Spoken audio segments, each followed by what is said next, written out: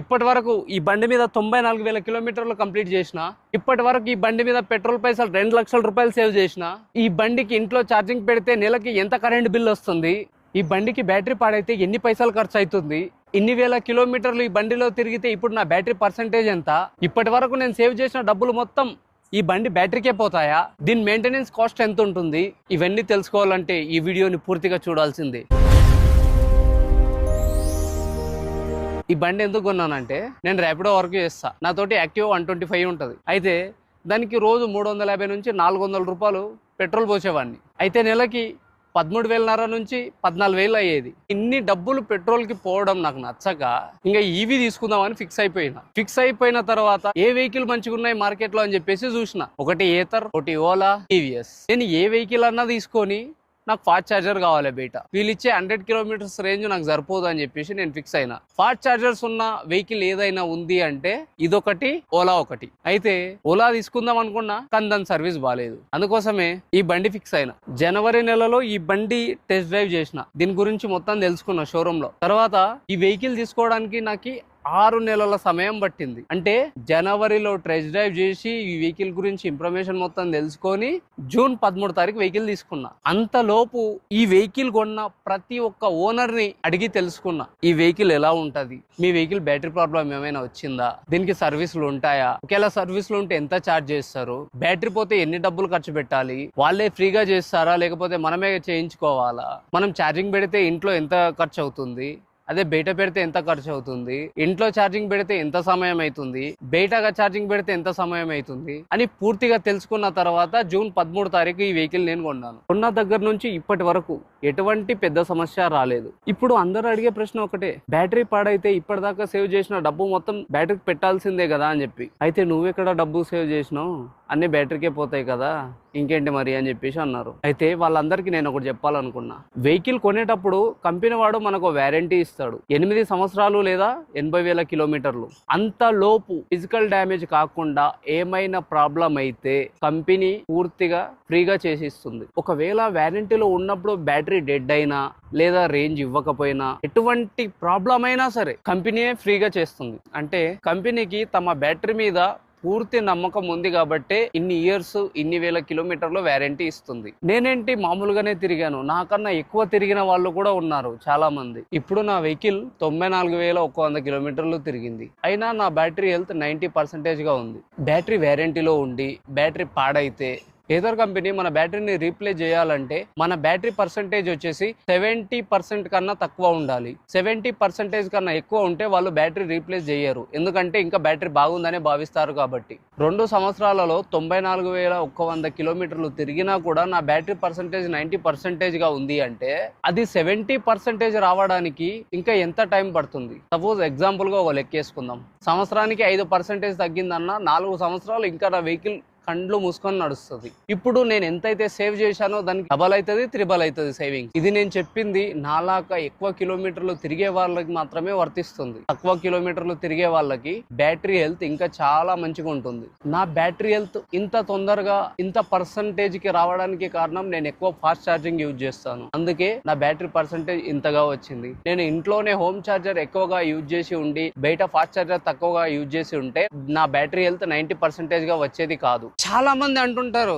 అన్నా నువ్వు ఛార్జింగ్ పెట్టినప్పుడు టైం వేస్ట్ అవుతుంది కదా అని చెప్పి. అయితే ఖచ్చితంగా టైం వేస్ట్ అవుతుంది. ఎప్పుడు? ఫాస్ట్ ఛార్జింగ్ దగ్గర ఛార్జింగ్ పెట్టినప్పుడు మాత్రమే టైం వేస్ట్ అవుతుంది. కానీ ఇంట్లో ఛార్జింగ్ పెట్టినప్పుడు మాత్రం టైం వేస్ట్ కాదు. ఎందుకంటే నువ్వు పడుకునే సమయంలో ఛార్జింగ్ పెట్టి పడుకుంటావు కాబట్టి అక్కడ నీకు టైం అనేది వేస్ట్ కాదు. నాకు కామెంట్లో ఒక అన్న నాకు ప్రశ్నించిండు, నువ్వు కట్టిన 70,000కు ఇంట్రెస్ట్ తో సహా కలుపు ఎంత డబ్బులు అవుతుందో, నువ్వు సేవ్ చేసావా లాస్ అయ్యావా నీకే అర్థమవుతుంది అని చెప్పి ఒక కామెంట్ పెట్టిండు. అయితే నేను అన్నకు ఒకటే ప్రశ్న అడగాలనుకుంటున్నా, అన్న ఇప్పటి వరకు నీ పెట్రోల్ బండి మీద ఎంత పెట్రోల్ పోసావు, వాటికి ఎప్పుడైనా సరే ఇంట్రెస్ట్ కలిపావా? నన్ను అందరూ చాలా మంచి మంచి క్వశ్చన్స్ అడిగారు. వాళ్ళకందరికి నేను మళ్ళీ అడుగుతున్నాను, ఈ ప్రశ్నలు కూడా వాళ్ళకే. ఈ బండి మోటార్ పాడవుతుంది, బెల్టులు తెగిపోతాయి, పార్ట్స్ విరిగిపోతాయి అని చెప్పేసి అంటున్నారు కదా. పెట్రోల్ బండ్లకు ఇంజన్లు పాడవా? పెట్రోల్ బండ్లకు పార్ట్స్ విరిగిపోవా? పెట్రోల్ స్కూటీలకు బెల్ట్లు తెగిపోవా? అసలు పెట్రోల్ బండికి ఇంజనే పాడవదా? మైలేజ్ తగ్గదా? పెట్రోల్ ధర ఎప్పుడు ఒకే విధంగా ఒకేలా ఉంటుందా? కొత్తగా తీసి తీసుకొచ్చిన E20 పెట్రోల్ వల్ల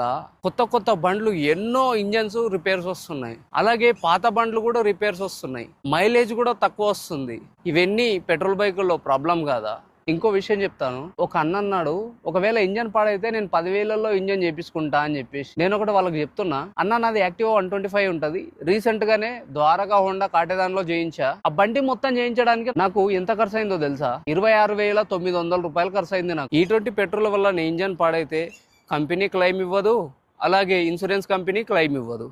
అప్పుడు నీ జేబు నుంచే పెట్టి కదా చేసుకోవాలి. అదే ఈవీ వెహికల్ అనుకో, అది ఎటువంటి ప్రాబ్లం అయినా నువ్వు ఫిజికల్ డ్యామేజ్ చేయనట్టు ఆ వెహికల్ కి ప్రాబ్లం ఉందని తీసుకెళ్తే ఖచ్చితంగా వాళ్ళు వారంటీలోనే నీ బండి బాగు చేసి ఇస్తారు. ఈవీ వెహికల్ తీసుకుంటే E20 గోలనే ఉండదు, అదిగాక కంపెనీ వారంటీ కూడా ఉంటుంది. ఇవి తీసుకున్న వాళ్ళకి 8 సంవత్సరాలు లేదా 80,000 కిలోమీటర్ల వారంటీ కంపెనీ ఇస్తుంది.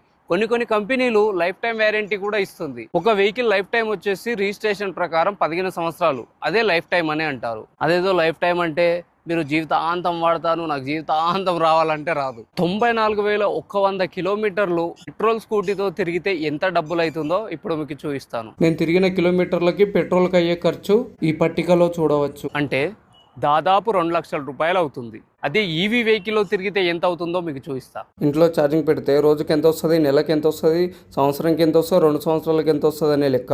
మన వెహికల్ వెనుక వచ్చేది 750 వాట్స్ ఛార్జర్. ఆ 750 వాట్స్ ఛార్జర్ తో మన వెహికల్ ని ఛార్జింగ్ చేస్తే 6 గంటల సమయం పడుతుంది. 6 గంటలకు గాను 4.5 యూనిట్ల కరెంటు కన్జ్యూమ్ చేస్తుంది. యూనిట్ ని ఎలా లెక్కిస్తారు అంటే 1000 కిలో వాట్స్ ఏదైనా తీసుకోండి, 1 గంట నడిపిస్తే అది 1 యూనిట్. మనం 750 వాట్స్ యూజ్ చేస్తున్నాం కాబట్టి అది 1 గంట యూజ్ చేస్తే 0.75 యూనిట్స్.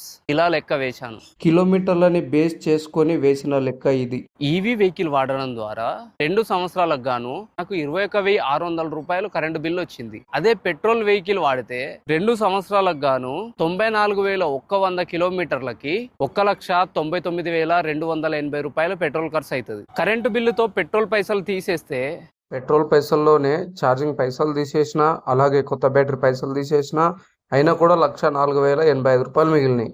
ఇది సేవ్ అయినట్టే కదా. చాలా మంది అంటుంటారు, ఒకవేళ బ్యాటరీ పాడైతే 70,000 రూపాయలు నువ్వు ఎక్కడి నుంచి తీసుకొస్తావు అని. నేను వాళ్ళకి అడుగుతున్నా, నువ్వు నీ బండిలో పెట్రోల్ కొట్టించడానికి ఎక్కడి నుంచి డబ్బులు తీసుకొస్తున్నావు? నేను కూడా అక్కడి నుంచే తీసుకొస్తా. అసలు విషయం ఏంటంటే మనం 2 విధాలుగా బ్యాటరీ చేంజ్ చేసుకోవచ్చు. మన దగ్గర డబ్బులు లేవు, ఉన్నంతలో చేయించుకోవాలనుకుంటున్నాం. మన వెహికల్లో ఉండే బ్యాటరీని తీసుకెళ్లి ఏ సెల్స్ అయితే పాడైతాయో ఆ సెల్స్ ను మాత్రమే రీప్లేస్ చేసుకున్నాం అనుకో, చాలా తక్కువలో అయిపోతుంది. దాదాపు 20 నుంచి 30,000 లోపే సెల్స్ రీప్లేస్ చేస్తారు. రెండవది, నా దగ్గర పైసలు ఉన్నాయి, పూర్తిగా బ్యాటరీ రీప్లేస్ చేసుకుంటా అని అనుకున్నారనుకో, చేయించుకోవచ్చు. 70% కన్నా తక్కువ ఉంటే వాళ్ళు బ్యాటరీ రీప్లేస్ చేస్తారు. దీనికి కూడా పైసలు ఎక్కడి నుంచి వస్తాయంటే, ఇన్ని దినాలు పెట్రోల్ కి పోసే పైసలు నువ్వు ఎక్కడి నుంచి అయితే తీసుకొచ్చావో అక్కడి నుంచే వస్తాయి. అవి సేవ్ చేసి ఉంటావు కదా, అవే పైసలు. నాకు నెలకు అయ్యే పెట్రోల్ పైసలతోనే నేను బండి ఈఎంఐ కడుతున్నాను, సర్వీస్ చేయిస్తున్నాను, బ్యాటరీ కోసం కూడా కొంత డబ్బు దాస్తున్నాను, అయినా కూడా డబ్బులు మిగులుతున్నాయి నాకు. నేను ఎగ్జాంపుల్ గా చెప్తా. నా వెహికల్ ఉంది, ఇప్పుడు నేను 94,100 కిలోమీటర్లు తిరిగిన. నాకు ఈ బండి మీద మోజు పోయింది, ఈ వెహికల్ వేరే వాళ్ళకి అమ్మేయాలనుకున్నా. ఇప్పటి వరకు నేను పెట్రోల్ మీద ఎన్ని పైసలు అయితే సేవ్ చేశానో, నేను నా బండి కొన్నప్పుడు పెట్టిన డబ్బు మొత్తం తిరిగి వచ్చింది పెట్రోల్ రూపంలో. అయితే నేను ఇప్పుడు ఈ వెహికల్ ని రీజనబుల్ ధరలో వేరే వాడికి అమ్మిన. ఎగ్జాంపుల్ గా 60,000 వేసుకుందాం. నేను తిరిగిన కిలోమీటర్లకి నా బండి పైసలు ఏదైతే ఉందో అది మొత్తం రీఫండ్ వచ్చేసింది. ప్లస్ నేను ఇప్పుడు ఈ బండిని అమ్మినా కదా, ఆ డబ్బులు కూడా సేవ్ అయినట్టే. పెట్రోల్ పైసలు సేవ్ అయినట్టే, నేను బండిని అమ్మిన తర్వాత వచ్చిన డబ్బు కూడా సేవ్ అయినట్టే. రెండూ కలుపుకుంటే నాకు సేవింగ్సే తప్ప మైనస్ కనిపించడం లేదు. ఇప్పుడు నేను చెప్పింది మొత్తం నా అనుభవం ప్రకారమే చెప్పాను, ఎవ్వరి మాట వినలేదు, ఎవరు చెప్పింది నేను చెప్పలేదు. ఈ బండి మీద నేను 94,100 కిలోమీటర్లు తిరిగిన అనుభవమే మీతో పంచుకున్నాను. ఇప్పుడు నాకు సేవ్ అయినన్ని డబ్బులు మీకు సేవ్ అవ్వాలని రూల్ ఏం లేదు. నాకన్నా ఎక్కువ కావచ్చు, నాకన్నా తక్కువ కావచ్చు. ఎందుకంటే నేను రోజుకి ఎక్కువ కిలోమీటర్లు తిరుగుతాను కాబట్టి నాకు ఇంత తొందరగా ఇన్ని పైసలు సేవ్ అయ్యాయి. మీరు తక్కువ కిలోమీటర్లు తిరిగే వాళ్ళు అయితే మీకు ఇంకాస్త సమయం పట్టొచ్చు ఇన్ని పైసలు సేవ్ అవ్వడానికి. ప్రతి ఒక్కరు ఒక్కో రకంగా వెహికల్ ని యూజ్ చేస్తారు. నేనైతే నా బండిని ర్యాపిడో చేస్తాను కాబట్టి ఎక్కువ కిలోమీటర్లు తిరుగుతాను కాబట్టి నాకు ఎక్కువ పైసలు సేవ్ అయ్యాయి. మీరు కూడా రోజుకి ఎక్కువ కిలోమీటర్లు తిరుగుతాం అనుకుంటే ఖచ్చితంగా ఈవీ వెహికల్ వాడడం ద్వారా చాలా మంచి సేవింగ్స్ ఉంటాయి. రోజుకి 300 నుంచి 400 పెట్రోల్ పోసి నడుపుతున్న వెహికల్స్ కి అందరికీ నేను చెప్తున్నాను, ఖచ్చితంగా మీరు ఈవీ తీసుకోండి. ఎందుకంటే ఇప్పుడు మీరు పోసే పెట్రోల్ పైసలతోనే ఈ బండి ఈఎంఐ కట్టొచ్చు, సర్వీస్ చేయించవచ్చు, అలాగే బ్యాటరీ కోసం కూడా డబ్బులు దాచుంచవచ్చు. మీరు నెలకి పెట్రోల్ పోస్తున్న పైసలతోనే ఇవన్నీ సేవ్ చేయొచ్చు. రోజుకి ఎక్కువ కిలోమీటర్లు తిరిగే వాళ్ళకి ఈవీ వెహికల్ చాలా మంచిది. బ్యాటరీ ధర, కరెంటు బిల్లు, ఈఎంఐ లెక్కలు, ఇవి నేను వాడుతున్న దాన్ని బట్టి వేసిన ధరలు. ఇది నా నిజమైన అనుభవం. మీకు నా ఇన్ఫర్మేషన్ నచ్చితే లైక్ చేయండి, షేర్ చేయండి, కామెంట్లో మీ అభిప్రాయాన్ని తెలపండి.